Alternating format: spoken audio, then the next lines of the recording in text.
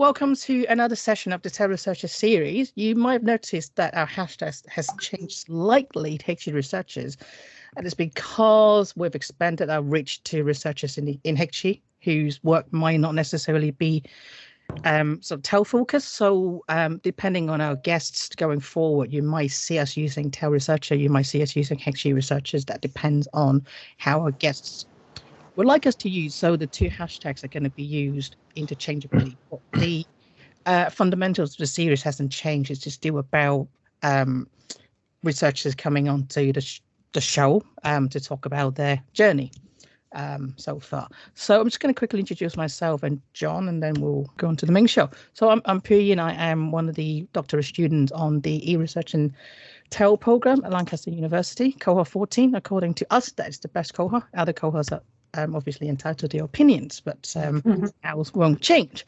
So my name is John Brindle. I am also on cohort 14 of the TEL and e-research program at Lancaster.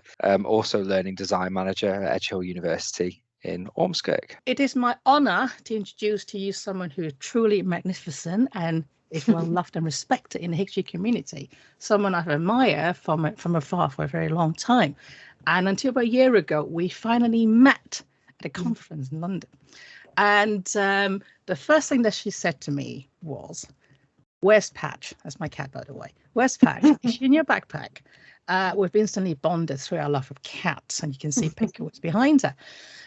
So it is my privilege to introduce to you Dr. Jane Secker, or shall I say Doctor, because not only did she study for a PhD, like some of us are doing, she has also recently been awarded an honorary doctorate by the Open University for her contribution in advancing information literacy, digital literacy, and copyright education.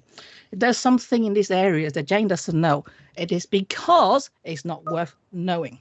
So on that note, I'm going to hand the stage over to the one and only Dr. Jane Secker.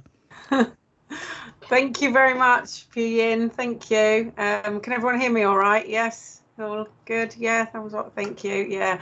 Okay, I'm going to share some slides with you, and I make no apology for the fact that this is also a slightly light-hearted look at my research journey, but I'm going to kind of tell you my story almost right from the beginning, really. So I've had quite a lot of fun putting this together, and decided to do something a little bit different, but kind of also a bit inspired by what I do in my teaching at City University. So I'm senior lecturer at City University of London, director of the Masters in Academic Practice, and I run the modules in digital education. I run a module called Developing Digital Education, and one called Digital Literacies and Open Practice with Dr. Julie Vose, who you will all, I'm sure, know as another TEL researcher, a graduate of Lancaster's doctoral programme. Julie and I start our modules with some nice icebreakers, and one of the things that we do is we ask people what their walk-up song is for when they're kind of getting ready to teach, the one that gets them kind of motivated. And I suddenly hit on this idea that I would tell my story through a whole load of kind of walk-up songs. So that's why it's called Nothing's Gonna Stop Us Now, 20 walk-up songs for a life in EdTech. But also I like games and I like play. So there's a little bit of a game associated with today as well. So if you've got a pen and paper or a device to note things down, we're going to have 20 walk-up songs, and as you hear a song title, you've got to note down who the band was that played that, and the answers will all be revealed at the end. So anyone who gets 20 out of 20, I'll have to find something really exciting to send you, like a copy of a really outdated book, Copyright and E-Learning from 2016, or I'll probably find something more exciting than that to send you. But yeah, if you get 20 out of 20. So I'm not going to play all the songs, and that's not because of copyright at all. I'm just not going to play them because every time I try and share sounds on Teams, I get into all sorts of problems, and I thought I'll just start off badly if I do that. But I'm sure if you're a fan of the 1980s, then you'll probably recognise the title of Nothing's Gonna Stop Us Now, or it's Nothing's Gonna Stop Me Now as well, which is kind of a bit like the theme tune to my life. You've got to keep going, not let anything get in your way, and particularly when it comes to research. So that's your song title number 1 if you're playing along, as I get going, taking you through this journey. I'm absolutely terrible at singing, but I love karaoke. So just to let you know that I'm learning to play the guitar, and I'm very bad at it. And quite often when people say, oh, well, if you don't know the chords, why don't you just sing? And I'm like, that will kind of be worse. So yeah, but I do love music. So let's get going. Okay, so I will go to my first slide. I'll get these working. Right, so we're on to number 2 here. If I could turn back time. So it's a question I've asked myself sometimes. This is me taken just a couple of months ago on the left of the screen. This is me now when I've kind of been putting this together. I've like, where have all these years gone by? You know, this the one in the middle is actually me when I was getting my degree. So this is quite a number of years ago, and the one on the right is kind of me even before I went to university. Pretty young there. I think I'm about 16, 17. I've always had a bit of a baby face, but I do sometimes, when you look back and kind of reflect on things, I think when you look at things in reverse and all the kind of decisions you made, sometimes it looks like there was a plan. And, you know, it looks like that you kind of had got this all worked out. I have to say that isn't how my research journey was at all. It's very much been more chaotic than that. It's about following the things I'm always been interested in. And I think you know, when you look back, you can kind of join the dots and you can kind of see these connections between all the things that you started off being interested in and you might still be interested in, and how that's changed over time. But really, I never had some big grand master plan that I was going to go into this field of educational technology and do lots of research. So you might think. So we're gonna turn back time now, because obviously by the power of my memory we can do that. So I am going to take you right back to my very first piece of research that I did, and this is the thing that really got me. This is the thing that got me really interested in 1990 when I was looking to do my very first piece of research. I was actually doing a GCSE in general studies. It's a little bit, I guess, like a project you might do if you did a sort of EPQ type thing now. You know, a kind of you had to find a topic that interested you, and you had to go off and do a piece of independent research. And it was actually like the most fantastic thing I'd ever done. This is it. I still have this study. At that point in time, I was kind of rallying against all the people that loved indie music and things that came out of Manchester. And I was really interested in rock, and I was interested in heavy metal. So I decided to do my study on heavy metal in society. And that's kind of how I got into research. So there is a musical link there as well. I couldn't play any instruments at all. Actually, I tried to learn the keyboard a little bit, but I was really bad at it.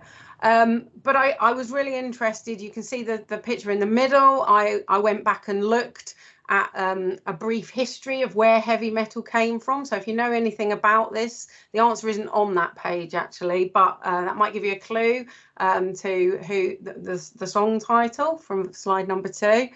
But the actual piece of research that I did, in addition to, I actually read lots and lots of books, went to the library, kind of delved into looking at old albums, talked to one of my uncles who was a big music fan, who kind of was like my kind of guide and mentor on this project, suggested things for me to read and listen to. And then I went out and actually did a piece of empirical work. So that on the far right of the screen, you can see that I actually went and interviewed some sixth formers that may happen to have been my friends at school. but I was asking them like what type of music that they listen to, and I was interested in the kind of gender differences as well. So I've got some kind of pie charts there. I was trying to make a kind of point.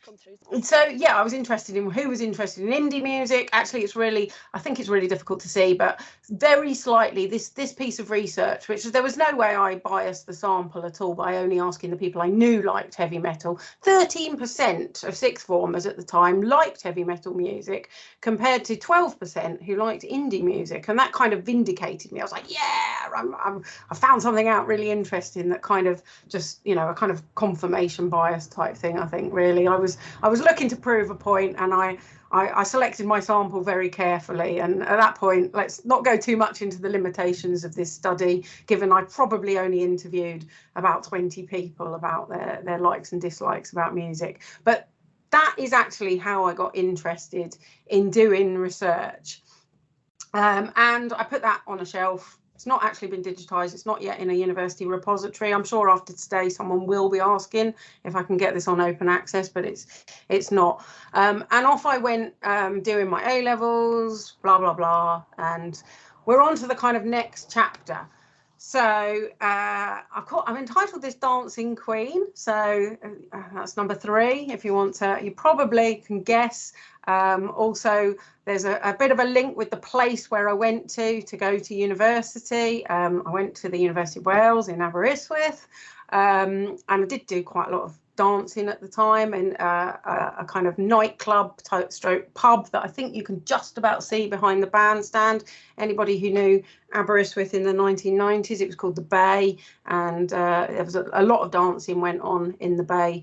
But there was also a lot of research that went on. So I did a joint honours degree in history and information and library studies. And one of the things that I discovered through doing a joint honours degree was it actually meant I had to do 2 dissertations or 2 independent pieces of research. And once again, I have to say, I wasn't disappointed by this at all, because I actually revelled in doing research. You can see my interests are massively diverse. So my history extended essay, which fortunately I did right at the end of my second year at university, reflected my absolute fascination with all things medieval and the kind of magic surrounding the medieval church. And I did a study all about relics and kind of, you know, how they were viewed in the church. I didn't actually I didn't interview anyone or anything like that. It was a kind of historical study, but absolutely loved doing this piece of work. And then for my information and library studies dissertation, the following year, I'd always had a huge interest in newspapers and the press and the media. I thought for quite a while I might want to be a journalist. I also had avidly always read local newspapers. I found the kind of the bizarre and the kind of quirky and the kind of, you know, local interest stories in local newspapers really fascinating.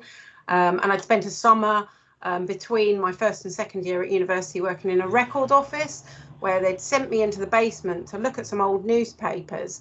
And actually, I discovered how fascinating sort of 19th century local newspapers were, and how much kind of rich stuff there was in the newspapers. They were, you know, really, really quite detailed as well. And there was hundreds of them as well at the time. So I was absolutely fascinated. And I did this study on local newspapers, looked at where they came from, and then I looked at how they were, their value as an information source. And at the end of that time, I have to say I was so interested in newspapers that this is largely what led to me doing my doctoral research. I stayed on at Aberystwyth, and we have our next song, I think we're on to slide number 4 here, which I'll call The Stairway to Heaven, where I was ascending the kind of, you know, the lofty heights of actually being able to get a PhD. I really had thought I would go and do a master's, but in fact, Aberystwyth at the time was looking to increase their doctoral students. They offered me some funding, a very small amount of funding for my first year. They paid my fees to do my PhD. And my PhD was about newspapers and historical research. Now, you might think, what's that got to do with educational technology? Kind of not really that much, but one of the things that was happening at this point in the kind of late 90s was that the British Library particularly were looking to digitise newspapers. And so one of the things I actually looked at in my study was what was happening to newspapers, how were they preserved, how were they made available, and what impact that might actually have on the people that were using them. In this case, it was historians, and how could they do research at the moment, but how might they be able to do research if these sources were available digitally? So you could kind of say this is like really early, maybe digital humanities type research. I was also looking particularly at people's information behaviour, how they used a source, and interviewed lots of historians. Some of them were academic historians, some were also what I kind of they were family and local historians, so not necessarily professional historians. And I looked and compared the different types of behaviour that they did. And this sort of took me on this whole journey where I ended up working quite closely. I went to the British Library and did quite a lot of work at the British Library, looking at what they were doing with newspaper collections, and thought this was kind of where I might be heading. But it really was, I think, for me, I call it a stairway to heaven, because I loved doing my PhD. I kind of felt like I never wanted to leave university, and I realised that doing research was actually something, that I felt like I was really good at, and I was able to kind of really excel at. But I did struggle a bit, because one of the things, obviously, so I said the university gave me a little bit of money. They didn't give me an awful lot of money. So my next song is all about money. It's money for nothing, or actually money for something in this case, because I worked out that there was a couple of things I could do to get some money while I was doing my doctoral work. One of which was doing some teaching. Really interesting when we think about our journey, and reflective writing on my teaching.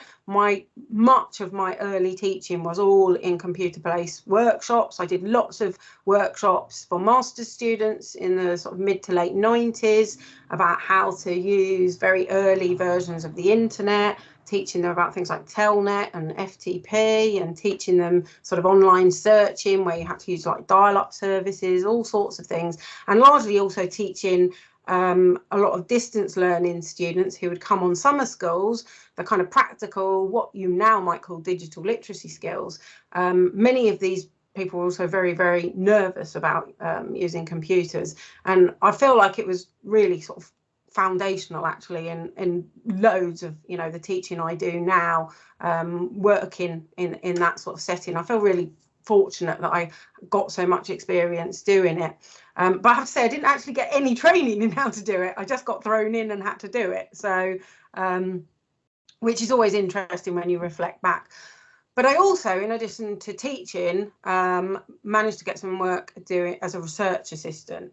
So that period in time, the sort of 95 to 99, JISC were actually doing a lot of work at that time in sort of digitisation of libraries, and digital library projects were a really big thing. It all predates all the kind of e-learning work that happened about another 5 years later.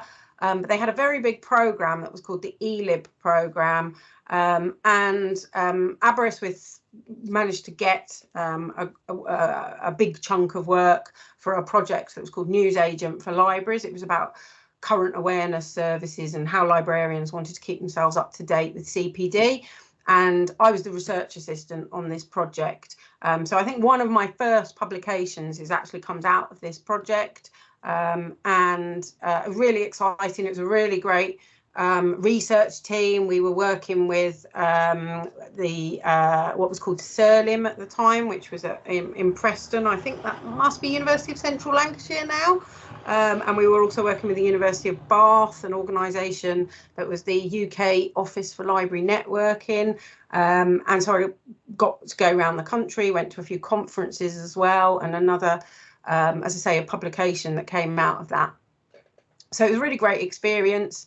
And the year after that, Aberystwyth decided, because they were supporting distance learners, that they might actually want to use technology to do that. And so this is where it starts to look like I planned this, and I really didn't. They asked me, did I want to be the research assistant on this project, which was looking at the first class conferencing system and using it to support the distance learners who were coming to Aberystwyth to do their library qualification, and as a way of them keeping in touch. So we introduced that. We looked at huge amounts of the work that was going on at the Open University at the time.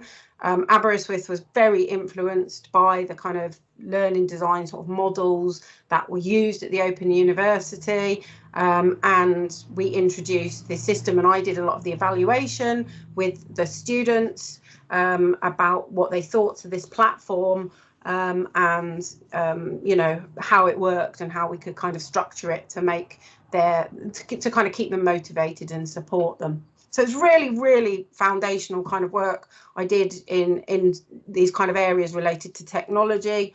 And then the other thing I also did, which meant I learned how to touch type, was I did lots and lots of transcribing. In my own research, I did a lot of interviews, and some of the projects I worked on, we did a lot of interviews and focus groups. And so I kind of learned that you could earn money, and I worked on a number of health projects in the NHS in Wales, where I transcribed loads and loads of focus groups and interview data, and learned to type really, really fast.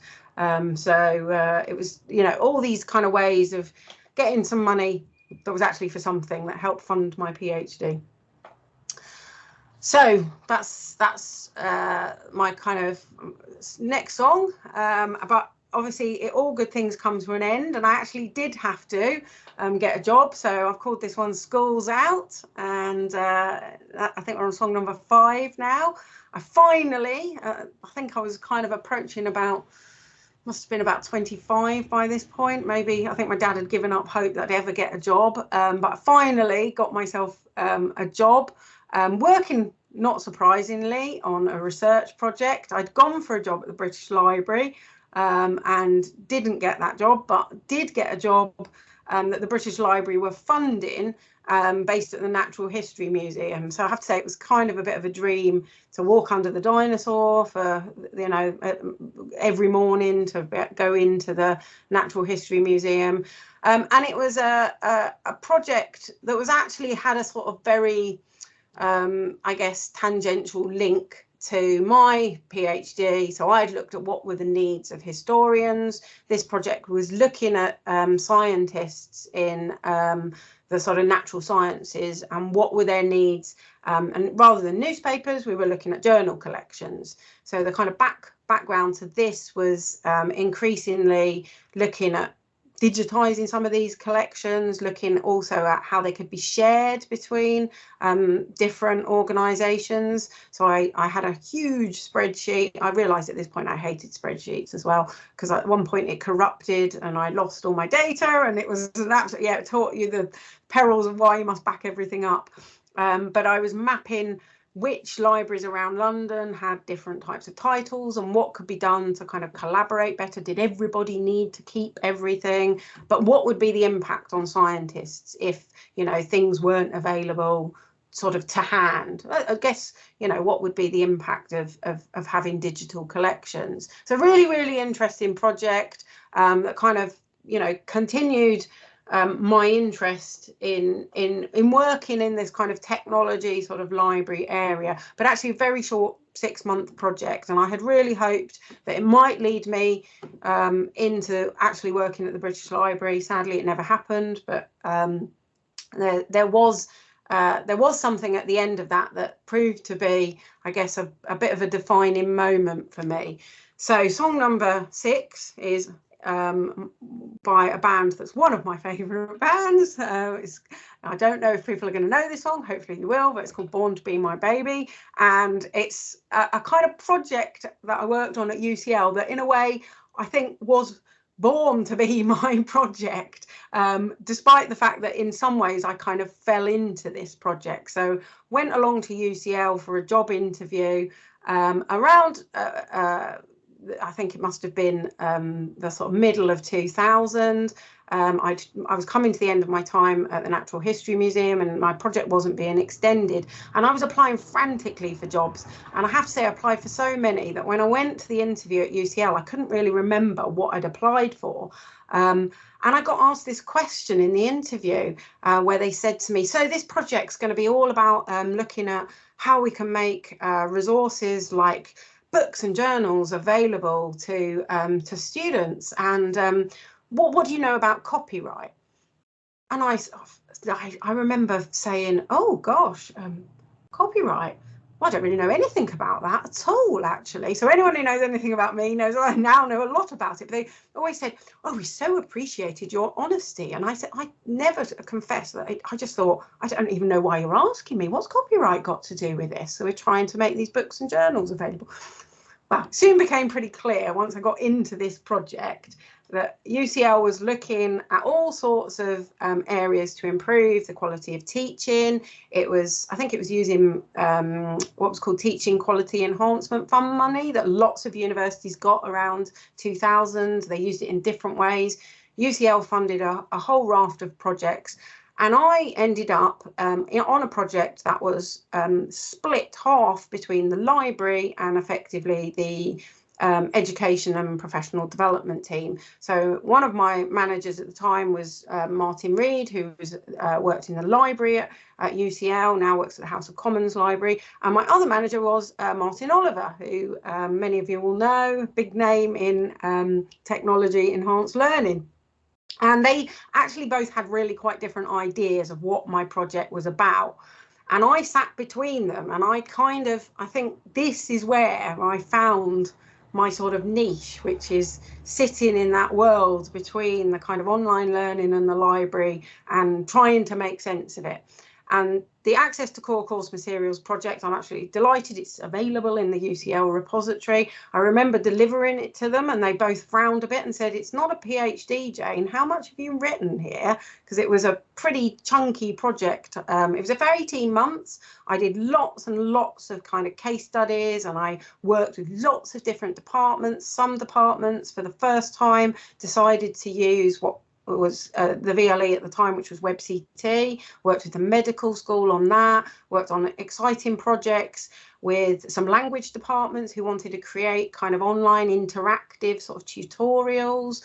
I worked with the economics department, who largely just wanted to digitize some chapters from books and journal articles for students, and I had to get lots of copyright clearance at the time. And yeah, this was kind of in many ways, you know, the place where I guess I found my niche. I found this area where, you know, I was sitting in this space between the library world and the online learning world, which I realised also didn't really get each other, weren't really talking to each other at the time. For many years, probably weren't really still talking to each other. And I found myself in this kind of, you know, sort of role where I was sitting between them and really trying to kind of work out what you know, how they could collaborate better. So do have a read of this fantastic report if you ever want to. I've pulled out some really great quotes from it more recently, where I write about things like academics didn't really seem to understand copyright, and I'm kind of like, yeah, 20 something years later, has much changed from what I found then. Okay, so moving on, and I've called the next kind of phase, because after this project finished, I actually went to work at the London School of Economics. I was kind of, for those of you who didn't know, I was sitting in this kind of hybrid role. I was called, to start with, the Learning Technology Librarian. So the project I'd been working on at UCL was actually wrapped up into a service at LSE in the Centre for Learning Technology, which actually was created the year after I joined. But it was, you know, an absolutely fantastic time. I've said it was like a purple haze. It's kind of because a lot of the colours, I wasn't sort of taking lots of drugs or something the whole time I was at LSE. It was actually because the colour of LSE is purple, and it was just, there's just so much I could say about the time I spent at LSE, the fantastic people that I worked with, my wonderful boss for many years when I first was there, Steve Ryan, who was, I think at one point, a president of ALT, but he had worked at the Open University. He had a really rich background in educational technology. And he was also really, really keen for me to get involved in lots and lots of project work. And it was a really exciting time. So LSE Library was already had been involved in quite a number of JISC funded projects prior to me getting there, where they'd looked at all sorts of digital library initiatives. It wasn't that long when I'd been there when an opportunity presented itself where JISC were actually funding projects that looked at how digital libraries and VLEs, you know, did or didn't interact. And I worked on this project that was called Deliver, which was really about looking at that kind of intersection between the library and the virtual learning environment. We did a lot of work actually about reading lists and how to present reading lists to students in, I think it was in Moodle, we might have still been using WebCT though at that time. It all gets a bit hazy, but really, really fascinating project. I went out also after I'd done that project to actually try to get some funding, went to the University of London and managed to get a project. I love project acronyms as well, and LASSI was one of my favourite project acronyms, which stood for Libraries and Social Software in Education. Before we called it social media. I'm sure Sue, I can see Sue there, Sue Beckenham, you will remember we called it social software at one point. So I think that project acronym wouldn't have worked with an M in it as well. But yeah, the LASSI project was when I started exploring Twitter, Facebook, blogs, all those kinds of tools, and looking at what potential they had to support libraries, but also to support, you know, teaching and learning activities as well. It was a great project, and so I kind of really did use lots and lots of tools for the first time, and did a huge amount of training as well for librarians and also for academic staff in using those tools.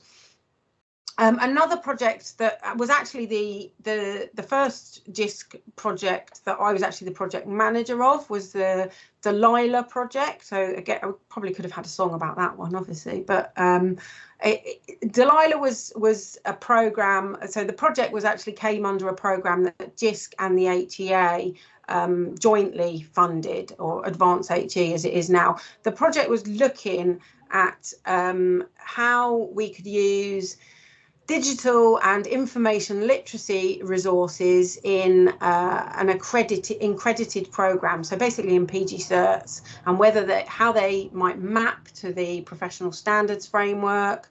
At the time, I was actually doing my PG Cert at LSE as well, so there was I had educational developers, I had learning technologists, I had librarians involved in that.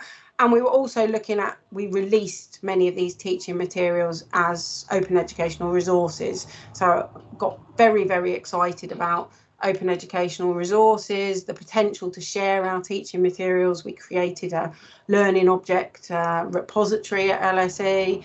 You know, we were going to change the world through that project. Obviously, we never did, but sometimes these things come back as well, and you know, it's great experience. I followed up that project. I managed to get some money from UNESCO, so I also went to UNESCO to talk about the Delilah project, to talk about information literacy, and to talk about open educational resources. They were two big sort of programs of work that UNESCO were doing, and they funded a small project that I ran called Co-Pilot that was looking at information literacy resources and, you know, sharing them around the world as OERs as well, and, you know, made lots and lots of contacts. Fantastic project.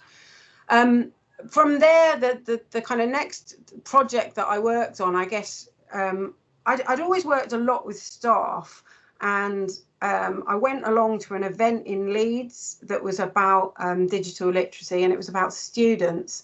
And talking with my colleagues at LSE, we said, we really ought to be doing something with our undergraduate students. I think we could do more than we're doing to help them.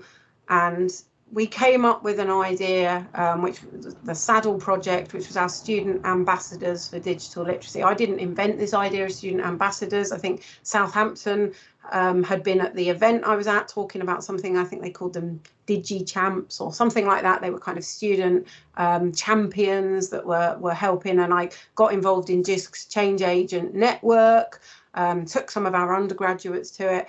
Absolutely amazingly fantastic experience working with LSE undergraduates, training them to be ambassadors, helping them run workshops for their peers, learning so much about what tools they were using, and, you know, really kind of dispelling the whole digital native myth by sort of, you know, really getting to know some of these students. A couple of the students, I worked with them throughout their whole undergraduate career. They were sort of my I think we called them senior ambassadors by the end. They were absolutely fantastic, and, you know, it made a massive difference, but it was quite small numbers, and the programme got closed down, sadly, which was very disappointing, but I feel I learned a huge amount from that project.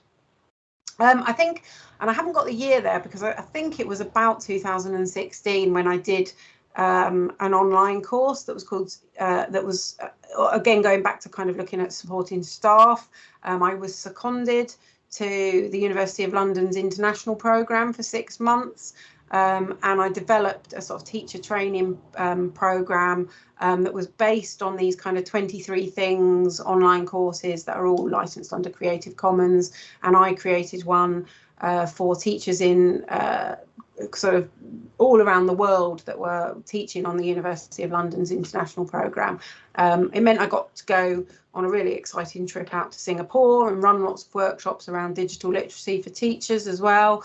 Got lots of ideas which I later used in my module I teach at City as well. But yeah, you can kind of see why I'm saying it's a bit of a hazy time. There was so many things, and this is a little bit of the tip of the iceberg of projects I worked on at LSE. Just take a breath and, yeah, move on, I think, with my next slide. But yeah, so I've kind of entitled this one Rule the World. So this is not the Tears for Fears song. There is another song, so it's not Everybody Wants to Rule the World. It's actually called Rule the World, if you want to Google it. But one of the things, I guess, through all those projects I was doing at LSE, that really, I mean, it was just something that for me doing research became so important, was kind of going out and talking to people and then starting to get the opportunity to travel. When I left LSE in 2017, they had a world map at my leaving party with pins, and they invited people to put pins in all the places they thought I'd been on a conference jolly, as they called it. And there were people putting pins in Antarctica and, you know, all kinds of places around the world. And then it was revealed at the end where I'd actually been, which wasn't as many places as people thought. But this is a kind of a bit of a taste of some of the places, you know, that I've managed to go around the world, and I point out a few places I haven't yet been if anyone wants to invite me to go to some of those places as well. But yeah, I mean, it isn't about ruling the world at all. It's actually just about going out and networking and being able to share your work internationally and collaborating with people. And the people I met through going to various, you know, conferences, it's just so enriched my life and really gave me so many ideas for more projects as well. So I do love going to conferences, but, you know, it's for me, it's just been about the opportunity to learn from other people and to kind of go to places where you sort of see things are really different, but then lots of the challenges are also the same. So that's the next one. Okay, so we're on to my next. So this is actually related to my time while I'm still at LSE. So I've called this Go Your Own Way. This is one of my favourite songs. This is something that happened. I had a really amazing experience when I was at LSE in 2011 to get a sabbatical from my job. It was only for 3 months. But it was an incredible experience. The Arcadia programme ran a whole load of projects, mainly that were completed by people at the University of Cambridge, but I was invited to apply for a fellowship and the year before that, I think it was in 2010, and was accepted to do a project where I wanted to look at what the sort of future needs of undergraduates would be in relation to information literacy. I lived at Wolfson College in Cambridge for 3 months, and this is me on my bike that I had during my time I was there. I had an office in what was Cambridge's Educational Technology Department. And I worked, many of you know, I worked with Dr Emma Coonan, who we collaborated on this project. We didn't know each other before, but the people that put us together knew both of us and thought we might work well together. I kind of led the part of the project, which was in many ways, it was an expert consultation. It was a Delphi study. So we picked experts in information literacy and I interviewed them to tell us about what the future of information literacy might look like. And we developed what has become known as a new curriculum for information literacy, which is a kind of framework that has been used around the world, and it's been used in university libraries as a way of thinking about the different aspects of information literacy. I guess the kind of thing for me here was that it was the first time I'd actually, since my PhD, had time off work to just do research. So up until then, every time I'd been, all the projects I'd done at LSE, I'd been doing them as part of the day job. And so it's really hard to find the time to do the reading, to kind of, really get into this. And it was just an absolutely wonderful time. I loved having this sabbatical. It's the kind of one thing I think, like, please sometime soon let me have another one, because it just freed up, without having the kind of structure of a day job and being able to just concentrate on research. It was just absolutely wonderful. And working with Emma was also absolutely wonderful, and we produced huge amounts of resources, all of which are available open access. So if you have a look, that's just an example of the expert consultation report, but there were many, many more things that we did. And yeah, I think it was very much, being able to because although we were kind of supervised, we were given very little steer. It was our project. We were allowed to do kind of what we wanted, and we weren't really answerable to anyone. So Emma and I used to go off and drink a lot of coffee and cook up ideas, sometimes sitting in a pub next to the river in Cambridge and things like that. And it was a real luxury. It was wonderful. Okay, so I'm on to another kind of period in my life, and another important collaborator who I've worked with, which is Chris Morrison, who's now at the Bodleian Library, was at the time at the University of Kent. I had been ploughing away at copyright for a long time. I've called this one What a Feeling. I'm hoping people know what this song is. It's got another title to it as well. I think some people call it Flash Dance, What a Feeling. So you've got to name the artist for that. But I had been doing a lot of teaching about copyright, because that was part of my role when I was at LSE, and experiencing people frowning a lot, looking very unhappy. Met Chris and realised that together we could actually really collaborate in this area. There's lots and lots of things I'll pick up that we did together. But one of the things that we started doing, and we're actually still doing, so this is a piece of research that we've literally launched this morning, is asking people about how copyright makes them feel. And we're running, so there's a QR code on here if you want to have a look at the survey that was actually, this is a bit of a soft launch, but there will be blog posts going out about this. We, through collecting this data originally in 2016, found copyright caused people generally a lot of anxiety. So we're running a new survey that's actually specifically a copyright anxiety survey to ask all sorts of people working in higher education, how does this play out? If copyright makes you anxious, does this limit your behaviour in some way?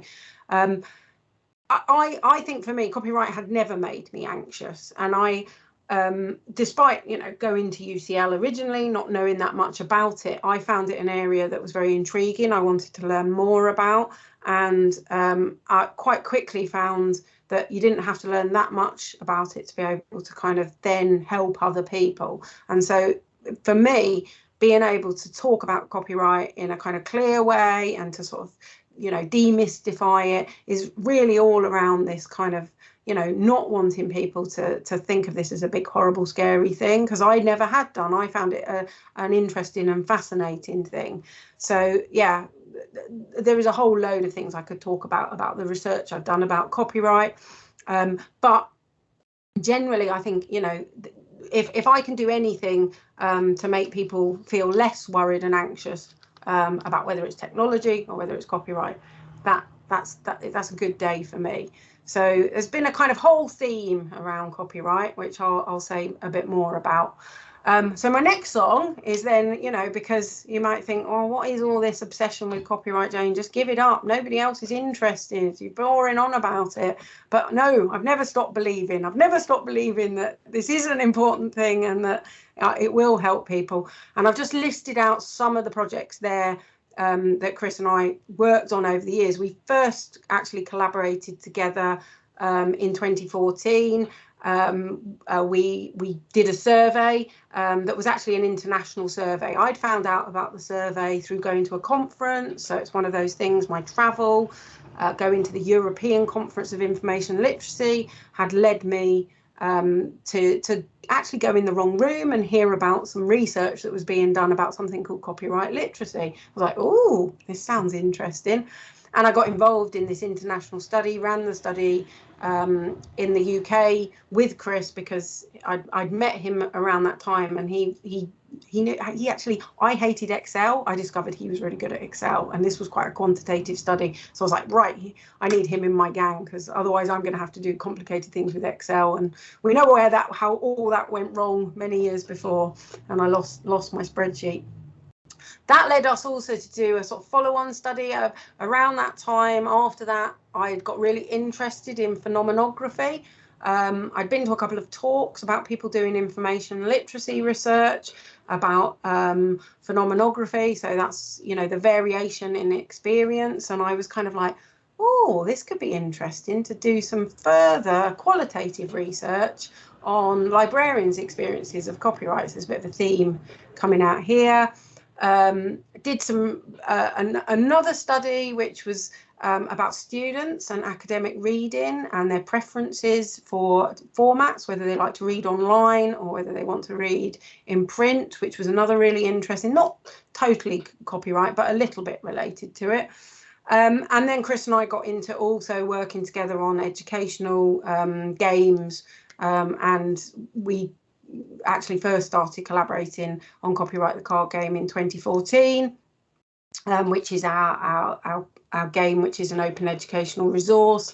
It's like the third edition of it now that's available. You can download Copyright the Card Game for free off our website.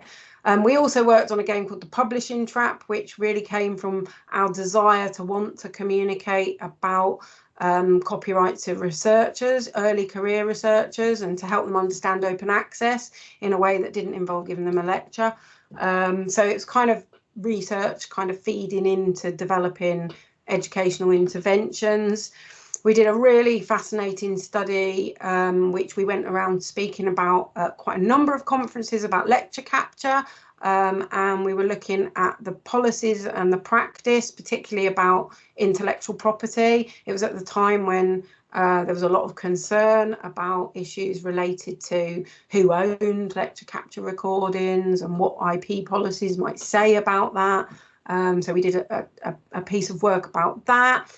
And we did another piece of work just before the pandemic, where we were particularly looking at the value of the Copyright Licensing Agency's higher education license. So we pay a lot of money for this license each year. We wanted to see, were we getting good value for money? Were some of the resources that universities digitise already available on open access? All sorts of things like that. So lots and lots of related projects, all in this kind of whole copyright kind of area, because I've never stopped believing it's important. So that's my next one. Okay, so don't stop believing ever in what you're doing, when you've got an idea that what you're doing is the right thing. That's kind of one of my messages. And in 2017, I I left LSE. I moved to City University, where I've said I'm a senior lecturer in educational development, mainly teaching all modules to do with digital education. But I haven't stopped dancing yet, or I haven't stopped doing research. It was really important when I went for that interview. I said to them, and what about research? You know, is that part of the job? Yes, yes, yes, of course, that is part of the job.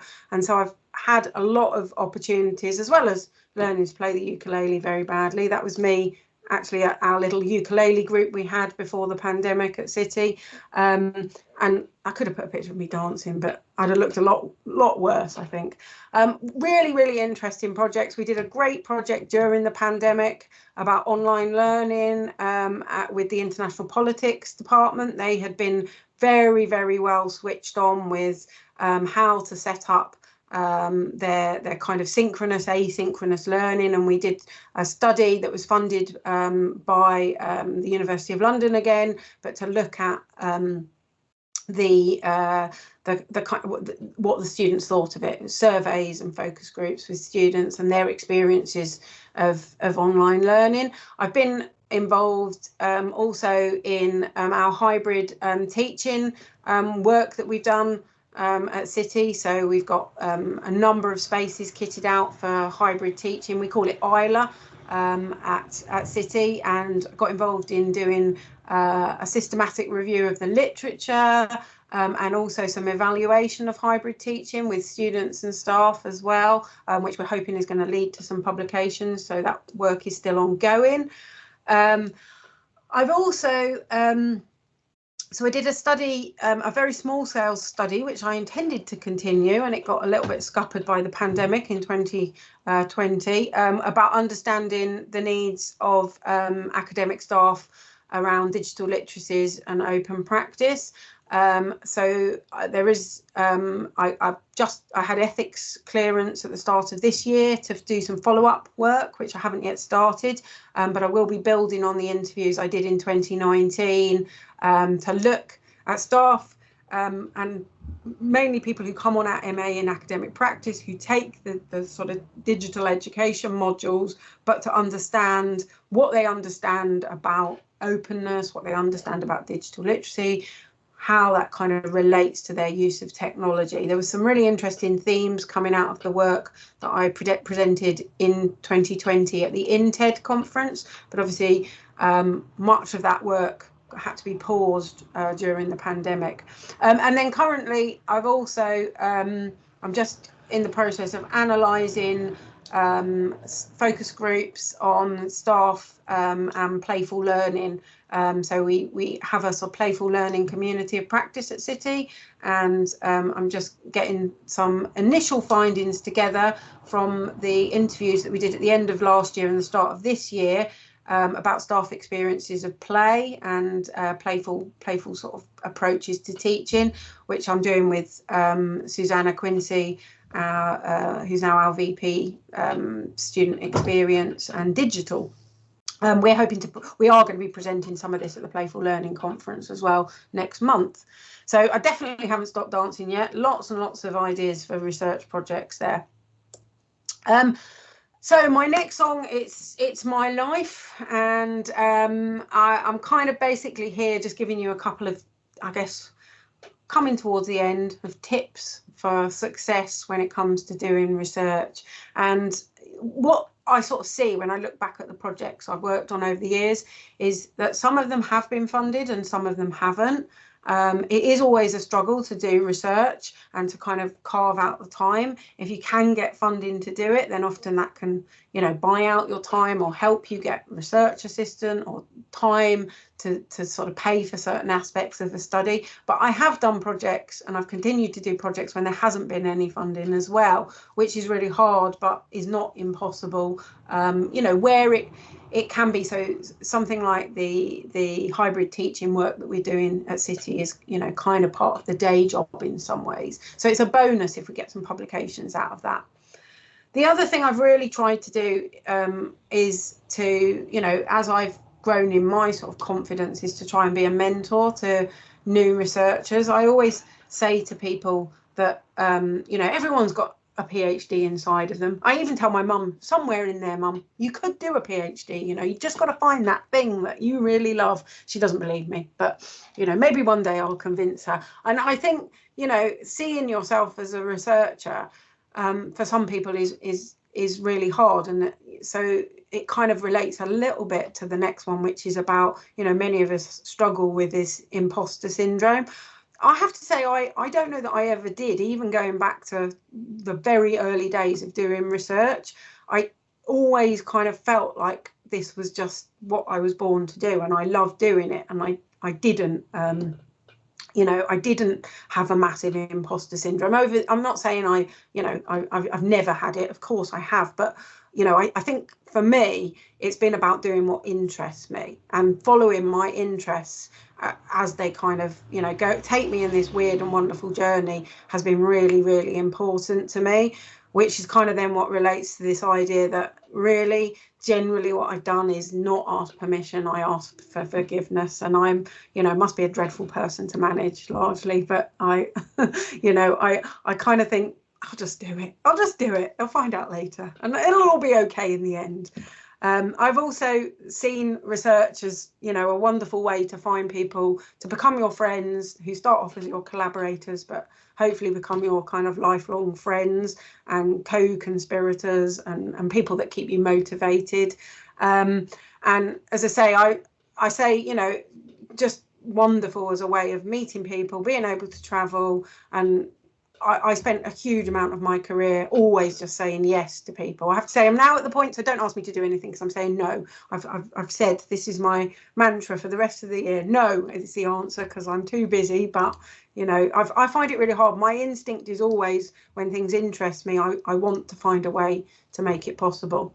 So that's kind of some of my ideas. Just building on a few more of those. I wouldn't have got where I was without a lot of help from my friends. So with a little help from my friends, these are the Information Literacy Group Committee, or some of the committee. This is us at the Lilac Conference. I'm not going to talk about getting involved in conferences and organising them, but that was, you know, the Lilac Conference was really foundational in helping me make friends and be able to kind of put together a conference and work out what people were interested in, whether it's practice or research. And I've just got so many absolutely wonderful friends who I wouldn't be where I was, you know, without them all. So that's a really important message. And also, no, don't take yourself too seriously. That's the other thing. So I've called this one "Let Me Entertain You." Obviously there I am in my PhD, but still my gown, but still looking a bit ridiculous. Actually, that isn't my PhD gown. They gave me the wrong colours and I decided I like that one better. So I kind of use that photo quite a lot and then have to say, actually, that's not my PhD colours. I had red and orange, which was fairly dreadful. Yeah, I've had a cartoon version of me made, which is one way of entertaining people. I have tried to spread the love of copyright through t-shirts, novelty t-shirts. The one on the top right is Chris and I wearing our periodic table of copyright exceptions, which is one of my favourite novelty copyright t-shirts. Other t-shirts are available. Last year at the Playful Learning, I probably took things slightly too far, where we dressed up as Luke and Leah and actually did 3 costumes changes in a keynote, which was probably a few too many, but coming out to the Star Wars theme and not being afraid of, you know, making an idiot of yourself. And then this is us running our webinars where we're trying to sort of convey this whole sort of chat show sort of ambience that we run these once a month. And this is my basement studio, which we've kind of got trying to look, as I say, a bit like we're enlightening people but entertaining them as well. And I think entertaining people is incredibly important when you talk about your research. But I think it's also not about doing the same stuff as well. So I've called this one sort of changes, and I started off talking a lot about some of the work I did in social media, and blogging was like a really huge part of my world for many, many years. I've got my own blog. I've got the copyright literacy blog. But more recently, you know, I think it is about always evolving what you do and finding new ways to communicate. So obviously everyone's got a podcast these days. Copyright Waffle is Chris and I's podcast.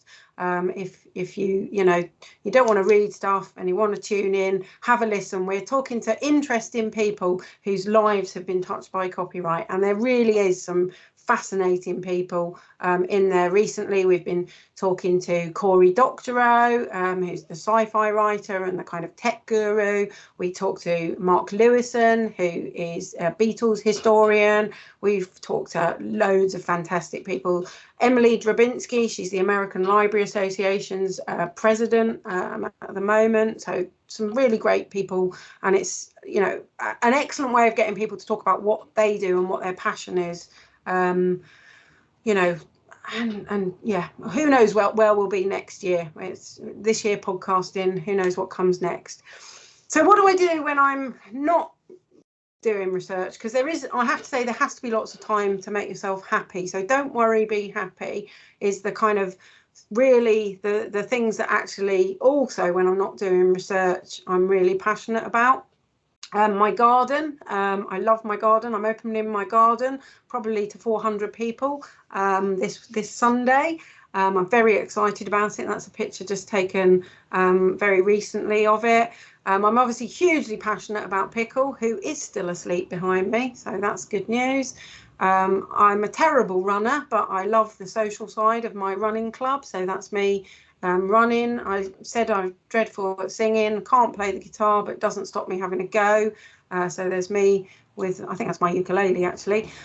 I love making sourdough bread. I've got some on the go at the moment that's probably overproved. I love painting, and my latest thing I've started doing, because I haven't got enough hobbies, is rowing as well. So that's me rowing on the creek where I live. And I say, don't worry, be happy. So my final song is another great song. I think this should be our number 20, and it's about open your heart, and it's about the idea that when you do your research, please make it open access. And I've got a selection of things available here. I put everything, seems to now be in multiple university repositories. It's in the LSE one, it's in the City one, but you can find lots and lots of my stuff if you follow the links here. And I always try, as I say, to kind of go open access, because I think if I'm going to do research, I want people to be able to read it. So, that's the end. Right, so before we go to the results, I'm going to stop, and yeah, well, I'll stop sharing at that point, and I can send these slides to people. We'll see if we've got any questions, and then I'll see if anyone reckons they've got 20 out of 20 with those songs. So, Pu-Yin. If we collectively as a group got 20, did we each get a chapter of your book? Is there anybody on there who reckons they got 20 out of 20 with the songs?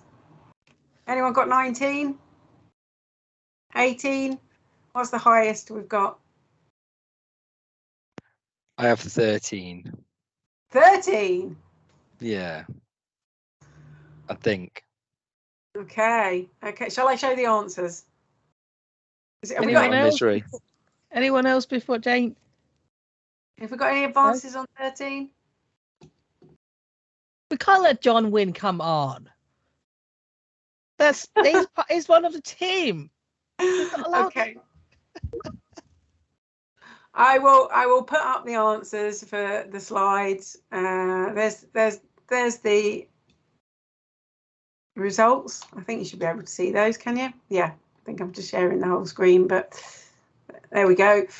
So yeah, that's the songs I went through. I think that's all of them. I have a feeling I might have missed one out somewhere.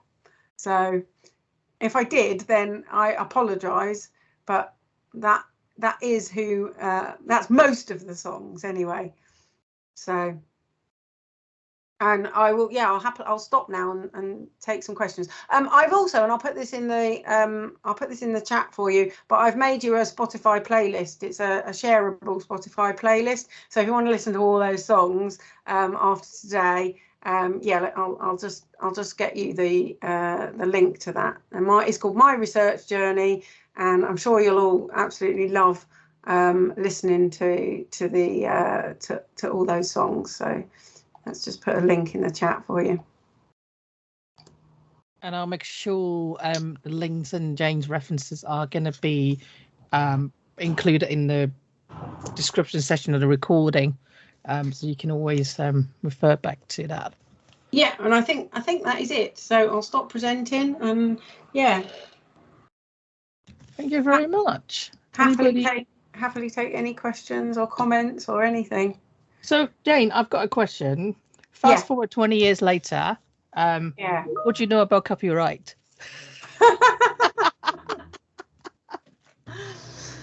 Yeah, well, probably more than anyone needs to know, really, to be honest. But I think one of the things I found with copyright is that it's a bit like an onion. It's one of those things that, like, you start unpeeling it and you just find more and more things inside. But I also find that I still speak to people who have a lot of misunderstandings about what they can and can't do, and how things like copyright exceptions work, which is, you know, really important in education, that we don't just think we have to get permission for stuff all the time, and we understand what we can do under copyright exceptions. Also about onions, it makes you cry. Well, yeah, that's the other thing. It does, definitely. Yeah. So maybe do my study. Do my study. Sue, you've got your hand up. Yeah, I'll put a link. Whether it worked or not. There, thank you. That was fascinating. I'm exhausted though. You can have a lie down now. Yeah, all the things you've done. Okay, so my question is, how do you think generative AI is going to muddy the waters of copyright, be that writing or images or anything in between? Well, it's really tricky, because I mean, you know, we've kind of already seen this. So there was a case that's called the monkey selfie, because as the law is kind of drafted at the moment, basically you have to be a human to qualify for copyright protection. You know, presumably, I mean, people are, you know, now using generative AI to create all sorts of works of art and images and things like that, where it's pulling data from all sorts of sources, and, you know, who knows how that's not being attributed. So it's a massive challenge, I think. And I think for many creators as well, AI is really worrying them, because it's kind of, you know, it gets to the heart of what does it mean to create and to be human, doesn't it? If we can just literally go straight away to a generative AI and say, make me a song, make me an image, do this, you know. I mean, I think that, you know, there's always going to be huge value in what humans do, but I think, I mean, copyright law is always playing catch up with technology as well. But I think it will be really, really tricky, because, you know, we can't say, oh, well, the person who's written the code to create the AI then owns the copyright in it. Not when it's kind of literally trawling the internet and pulling things from all over the place. So it's massively muddying the water. And fortunately, there are people cleverer than me who are doing lots of research in this area at the moment.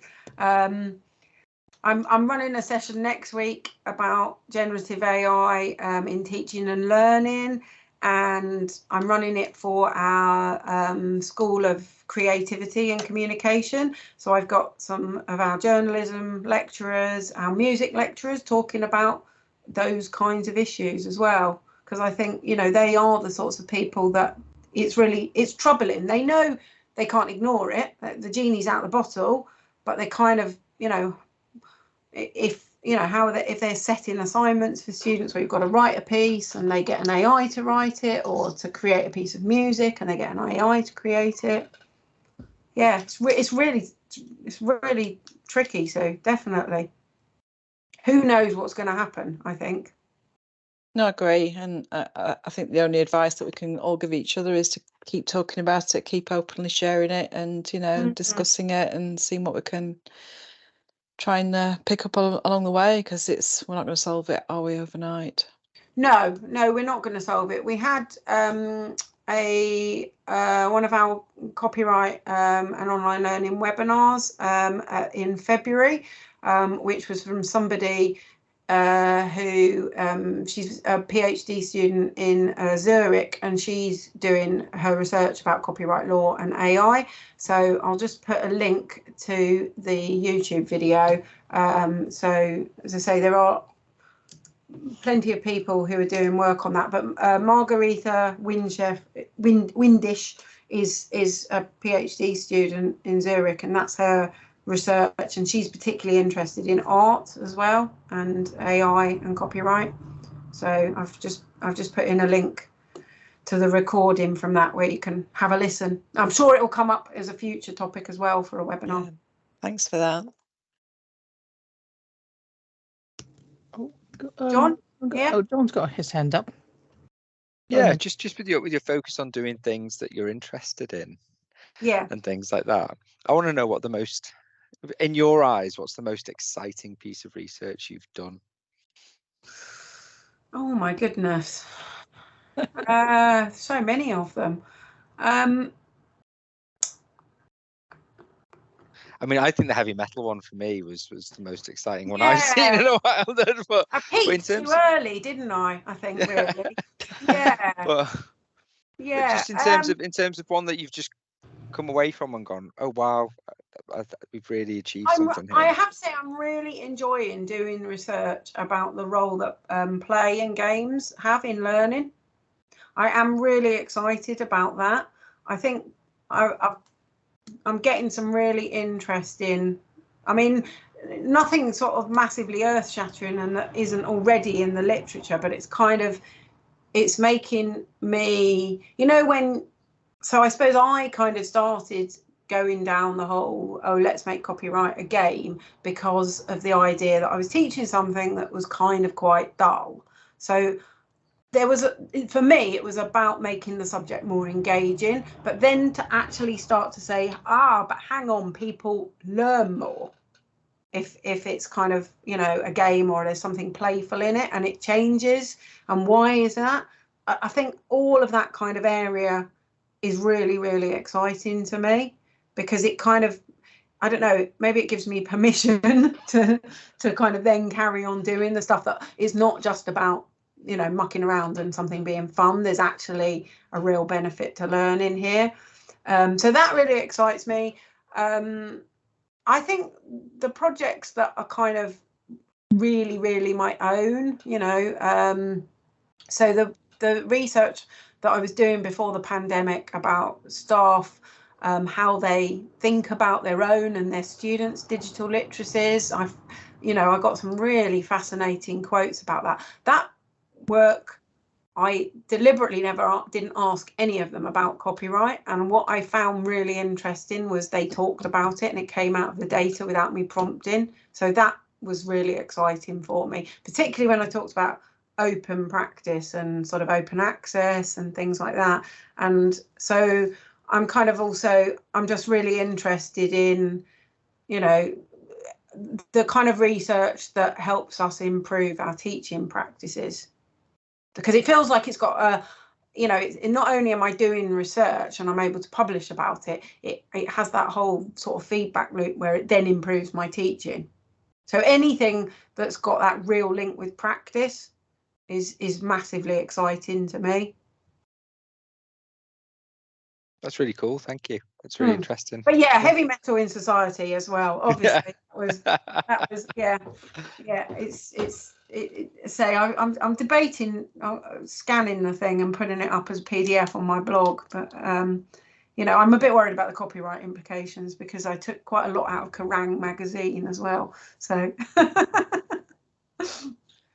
I'd read it. Okay, right, okay. Well, I'll PDF it and send it to you, John. Yeah.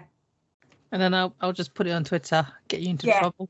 No, I won't. I won't do that. We won't do that. Anybody got any comments or questions Yeah, for any more Jane? questions? Hopefully you've enjoyed that. Hopefully it wasn't, I feel like I've been massively self-indulgent. So Puyin, thank you very much for asking me, because I did, I'm aware that was just really a kind of ramble about all the stuff I'm interested in. But that's the whole point of the series, to Well, you did tell me that, yes. Exactly, to invite people like yourself to look back in the journey, because I think one of the things that John and I talk about. Hello, Pickle. One of the things that John and I talk about quite a lot is how do these people get there? We want to, and it's through a lot of hard work and making mistakes and wishing you haven't done these, or wishing you've gone down different paths. So the whole idea of this series is just for us too, not for the rest of you guys. You guys are just extras. Sorry, I'm joking. Please do come back. For us to kind of like learn, things don't just come on a plate for people. No. Hard and and I think I think that, I mean, I think it is sometimes about just doing lots and lots of different things, and I think I feel really lucky that those kind of late 90s when I was doing my PhD, and then in the 2000s when I was working at LSE, there was a lot of project money around then, and so it did give me a lot of opportunities to be able to work on exciting projects with really some fantastic people, but I suppose it's kind of also making the most of those opportunities too, and sort of working out what you can kind of learn. I mean, the project I worked on at UCL in some ways was, so foundational and seems like it makes perfect sense when you look back at it now. But I'll be honest, I was literally sitting between two people that couldn't actually work out what they had completely different ideas of what the project was meant to be doing.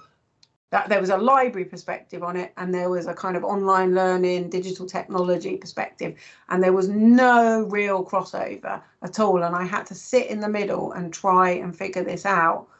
And, it was really, really difficult. And then I had to also get my head around copyright. And, it was, I mean, when you look back, you think it makes sense, but at the time that was a really, really hard 18 months, and I did make loads and loads of mistakes, I think, and I was also really fortunate, I think, to be working particularly, I mean, Martin Oliver, really was a kind of wonderful sort of mentor of going into that, seeing that kind of whole world of educational technology. It is largely down to a lot of support and guidance from him, and he was somebody I spoke to over the years on many occasions where I was kind of like, what am I going to do next? And so he really gave me a huge amount of support. Just grab the opportunities while you can, whatever the opportunities might be, isn't it? Yeah, and but also, as I say, when I think I was also lucky having Steve Ryan as my boss. I don't think many people would have let me do the amount of things that he did, and he was a hugely supportive. He was my manager for about 10 years, and I never had to ask his permission to do anything, because his answer was always, yes, go and do it, Jane. So it was, it was really wonderful and liberating, actually. Slightly scary at times, because you never knew where, there was no limits, but it was it was fantastic as well. Okay, well, thank you, everybody. All right, then. Well, thank you very much, Jane. I think it's time for us to unmute ourselves and just show Jane our appreciation. Thank you very much. Okay.